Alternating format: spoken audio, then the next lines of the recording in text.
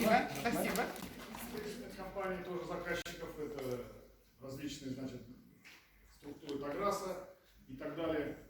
Потому что работаем со всеми, не только в Татарии, даже из Башкирии к нам обращаются. Стабильно, так скажем, готовы с нами работать. Поэтому только работать и работать с таким настроем.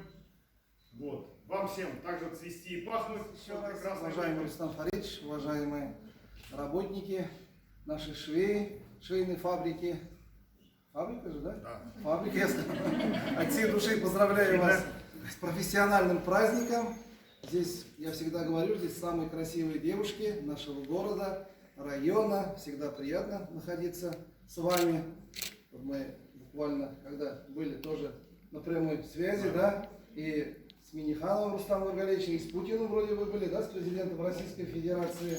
Сейчас нас знают по всей России. Аллах шукр, Аллах шукр. Вот благодаря тому, что наша швейная фабрика вот с марта месяца начали шить и маски, и костюмы.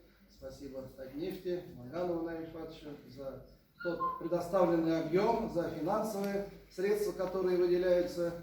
Вот в этот период вы в усиленном режиме отработали, За это вот огромное спасибо, сколько мы спасли человеческих жизней, сколько мы помогли врачам. Вот наши костюмы, маски, они по всей республике же, да, практически. Спасибо, Наталья Михайловна, за долголетие.